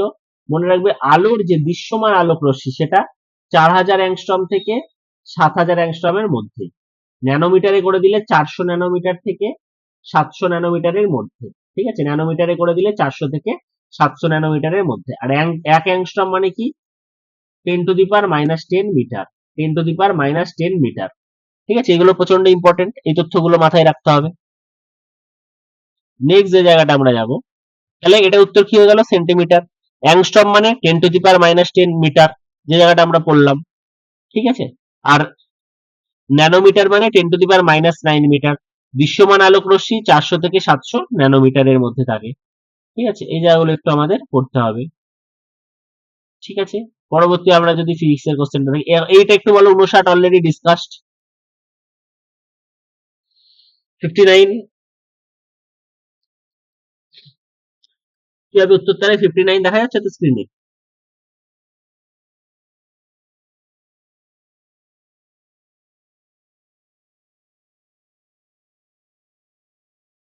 উত্তর কি হবে তাহলে? গামা রে। 59 উত্তর কি হচ্ছে তাহলে? গামা রে। শোনা যাচ্ছে তো ভয়েস? সুচরিতা, নবনীতা শুনতে পাচ্ছ? হ্যাঁ, শুনতে পাচ্ছি। আচ্ছা, ঠিক আছে। 73 তাহলে কি হবে? আমরা কারেন্ট কি দিয়ে মাপি? কারেন্ট আমরা মাপি অ্যামিটার। কারেন্ট মাপি অ্যামিটার। পাওয়ারের ইউনিট কি? ওয়াট। একদম সহজ সহজ কোশ্চেন এসেছিল এই ইয়ারটাই। ঠিক আছে, সহজ সহজ কোশ্চেন তুলনামূলক। হ্যাঁ, লাইট ওয়েভ কি ধরনের ওয়েভ? লাইট ওয়েভ হচ্ছে একটা ইলেকট্রোম্যাগনেটিক ওয়েভ।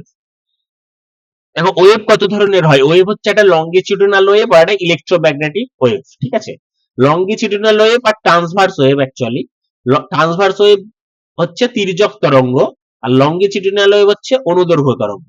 ইলেকট্রোম্যাগনেটিক ওয়েভ গুলো একটা তির্যক তরঙ্গের উদাহরণ। ইলেকট্রোম্যাগনেটিক ওয়েভ মানে সেগুলো অবশ্যই ট্রান্সভার্স ওয়েভ বা তির্যক তরঙ্গের উদাহরণ। আর যেগুলো অনুদৈর্ঘ্য তরঙ্গ, ঠিক আছে, বা লঙ্গিটিউডিনাল ওয়েভ, তার উদাহরণ কি? শব্দ। মনে রাখবে, লঙ্গিটিউডিনাল ওয়েভ বা অনুদৈর্ঘ্য তরঙ্গকে যদি যেতে হয় তবে অবশ্যই একটা মাধ্যম লাগবে। মাধ্যম ছাড়া কখনো অনুদৈর্ঘ্য তরঙ্গ যেতে পারে না।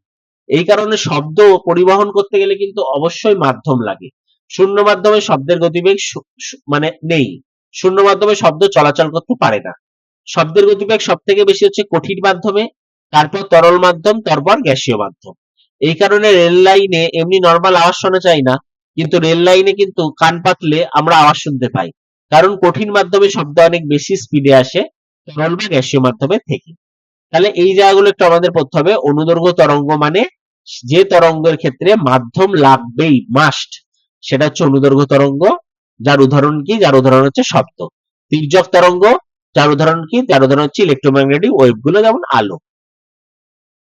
তাহলে এই জায়গাগুলো থেকে ছোটখাটো কোশ্চেন আসে। ফ্রিকোয়েন্সি ইউনিট কি? হার্জ। আচ্ছা, প্রেসার কুকার, এই জায়গাটা দেখো, এই জায়গাটা পরে আজকে আমরা মোটামুটি কমপ্লিট করব। যে প্রেসারের সাথে বয়লিং পয়েন্টের কি সম্পর্ক? প্রেসার যত তুমি বাড়াবে তত তোমার বয়লিং পয়েন্ট বাড়বে। এর উপর ভিত্তি করেই কিন্তু প্রেসার কুকার কাজ করে। প্রেসার যত বাড়ানো যাবে বয়লিং পয়েন্ট তত কি হবে? বাড়বে। আর মেল্টিং পয়েন্টও কিন্তু বাড়বে। তাহলে প্রেসার বাড়লে boiling point as well as melting point দুটোই বাড়ে, এটা মাথায় রাখতে হবে।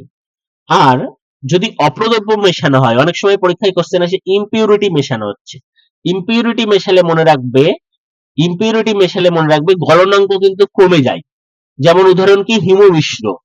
তুমি লবণের মানে তুমি বরফ রাখো, বরফ 0°C কিন্তু জলে পরিণত হবে, তাই না?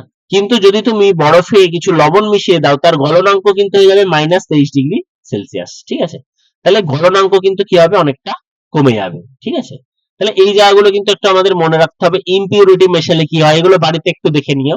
ইমপিউরিটি মেশালে কি হয়, চাপ বাড়ালে কি হয়, গলনাঙ্ক স্ফুটনাঙ্কের উপর ইম্প্যাক্ট কি, এই জায়গাগুলো থেকে কিন্তু প্রচুর কোশ্চেন আমাদের আসে। ঠিক আছে, এই জায়গাগুলো থেকে কিন্তু প্রচুর কোশ্চেন আমাদের আসে। হ্যাঁ, এগুলো ভালো করে তাহলে পড়ে নিতে হবে আমাদেরকে। ম্যাক্সিমাম পেনিট্রেটিং পাওয়ার কে? দেখো সেই কোশ্চেনটা এসেছে গামা রে। ঠিক আছে, যে জায়গাগুলো আমরা পড়লাম খুব ইম্পর্টেন্ট জায়গা পড়লাম। ম্যাক্সিমাম পেনিট্রেটিং পাওয়ার গামা রে। কিলোওয়াট আওয়ার কিসের ইউনিট? একটু আগে আমি বললাম যে আওয়ার থাকছে মানে কিন্তু সেটা অবশ্যই শক্তির ইউনিট বা এনার্জির ইউনিট। ঠিক আছে, এটা কিন্তু পাওয়ারের ইউনিট না, এটা অনেকে ভুল করে দেয়। It's not a unit of power. Kilowatt is not a unit of power. ঠিক আছে, এই জায়গাগুলো কিন্তু আমাদের অবশ্যই ভালো করে পড়তে হবে। ঠিক আছে, এই সমস্ত কোশ্চেন গুলো কিন্তু, তাহলে প্রিভিয়াস ইয়ারের এই সমস্ত কোশ্চেন গুলো কিন্তু একটু ভালো করে দেখে নেবে। আর একটা জিনিস লক্ষ্য করো, যে আমরা প্রতিসরাঙ্ক পড়লাম, প্রতিসরাঙ্ক আলাদা হয়ে গেলে গতিবেগ আলাদা হয়ে যাচ্ছে। কিন্তু যদি দুটো জিনিস রাখা হয় যাদের প্রতিসরাঙ্ক সেম, তাহলে কিন্তু ইনভিজিবল হয়ে যাবে। যেমন ভেসলিনের ভিতর আমরা কাঁচকে দেখতে পাই না, কারণ ভেসলিনের প্রতিসরাঙ্কও দের, কাঁচের প্রতিসরাঙ্কও দের। তাহলে দুটোর প্রতিসরাঙ্ক যদি সমান হয়ে যায়, তাহলে একই আলো তো আর কিছু বেঁকছে না, সমান ভাবে চলে যাচ্ছে। তাহলে আমরা কিন্তু দুটো আলাদা করে আইডেন্টিফাই করতে পারবো না। তাহলে এই কারণে মনে রাখবে, দুটো মাধ্যমের প্রতিসরাঙ্ক যদি সেম হয়ে যায় তাহলে সেটা ইনভিজিবল হয়ে যায়, সেটাকে কিন্তু দেখা যাবে না, যেটা 60 নম্বর কোশ্চেন এসেছিল। ঠিক আছে, মিউ1 আর মিউ2 যদি ইকুয়াল হয়ে যায় তাহলে কিন্তু সেগুলোকে আমরা দেখতে পাবো না, ঠিক আছে। ডাইমেনশনলেস কোয়ান্টিটি, অনুপাত, রিফ্র্যাক্টিভ ইন্ডেক্স আমরা দেখলাম দুটো রাশির অনুপাত, তাহলে এটা একটা ডাইমেনশনলেস কোয়ান্টিটি, রিফ্র্যাক্টিভ ইন্ডেক্স দুটো বেগের অনুপাত। ঠিক আছে,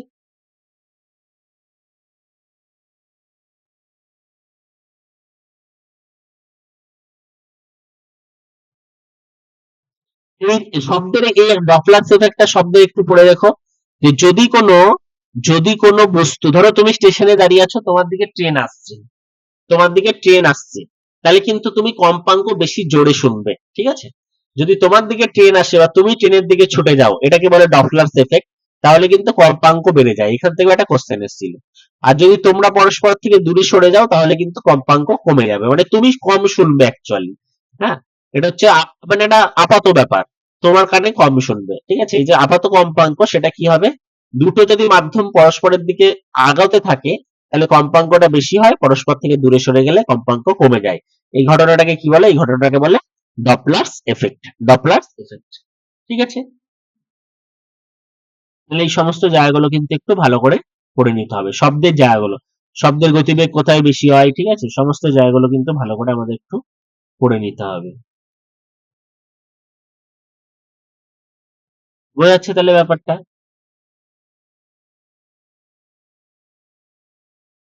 এই যে ম্যাগনেটিজম থেকে কয়টা জিনিস পড়তে হবে।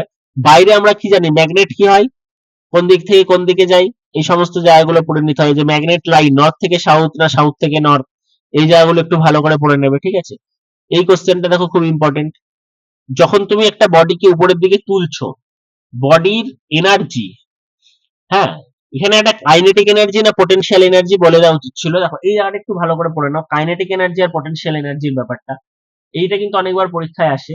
যখন তুমি একটা বডিকে উপরের দিকে তুলছো আকাশে, তখন এর পোটেনশিয়াল এনার্জি কোথায় হাইস্ট হবে, এই জায়গাটাই পোটেনশিয়াল এনার্জি হাইস্ট হবে।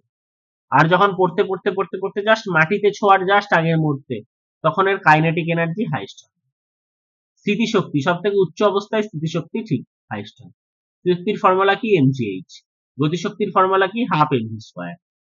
আর ভরবেগের ফর্মুলা কি, mv। ভরবেগের সাথে এই গতিশক্তির রিলেশন, এটাও কিন্তু অনেক পরীক্ষায় দেয়, E=p²/2m।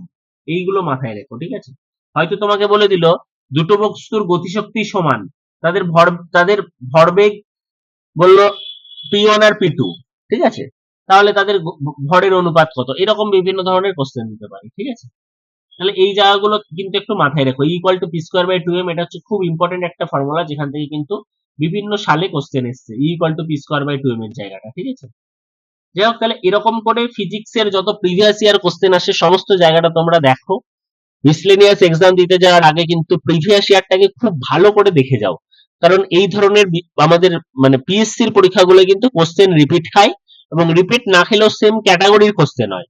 তো প্রিভিয়াস ইয়ার ধরে ধরে ওই যে ক্যাটাগরির কোশ্চেন এসছে ওই ক্যাটাগরির কোশ্চেন কিন্তু তোমরা ম্যাক্সিমাম যতটা পারো নেক্সট আর 5-6 দিন আসছে সেইগুলোকে প্র্যাকটিস করে নাও। ঠিক আছে, আর আমরা একটা মক টেস্টের 5টা একটা দেখবে সিরিজও লঞ্চ করেছি, সেটাও চাইলে দেখতে পারো। ঠিক আছে, যাই হোক, তাহলে আর খুব বেশি যাচ্ছি না। হ্যাঁ, আমরা মোটামুটি অনেকক্ষণ দেখলাম বিভিন্ন টপিক গুলো। তাহলে এই সমস্ত টপিক গুলো তোমরা তাহলে বাড়িতে দেখো, কারোর যদি কোনো জায়গায় ডাউট থাকে বা কোনো যদি অসুবিধা থাকে সেগুলো তাহলে একটু আমাকে জানিও। ঠিক আছে,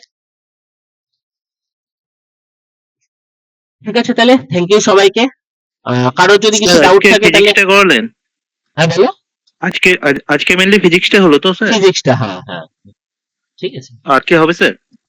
আর দেখি যদি সময় বার করতে পারি। ঠিক আছে, কারণ একদিন তো ধরো ম্যাথ ক্লাসটা করাবো। কেমিস্ট্রি স্যার দুটো ক্লাস, যদি দুটো ক্লাস দিতে পারতেন কেমিস্ট্রি, কারণ ওই কেমিক্যাল বন্ডিং যে চ্যাপ্টারটা স্যার, হ্যাঁ হ্যাঁ, ওই চ্যাপ্টারটা একটু প্রবলেম হচ্ছে। তোমার কোন কোন জায়গাগুলো একটু ডাউট সেগুলো একটু লিখে আমাকে একটু পাঠিয়ে দিও। ঠিক আছে, লিখে দিই। হ্যাঁ আচ্ছা স্যার, আজকের প্রেজেন্টেশনটা শেয়ার করে দিন স্যার। হ্যাঁ হ্যাঁ হ্যাঁ, এটা আমি শেয়ার করে দেবো। ঠিক আছে, ঠিক ঠিক আছে। যদি আর তোমাদের যদি ফিজিক্সের কোনো জায়গা যদি অসুবিধা থাকে তাহলে সেগুলো কিন্তু একটু জানাতে পারো। হ্যাঁ, ফিজিক্সের যদি কোনো জায়গা মনে হয় যে এই জায়গাটা সমস্যা, বা তোমরা সেগুলো একটু বাড়িতে দেখে নাও, যদি কোনো সমস্যা হয় আমাকে গ্রুপেও জানাতে পারো। ঠিক আছে, যেখানেই জানাতে হবে এরকম নয়।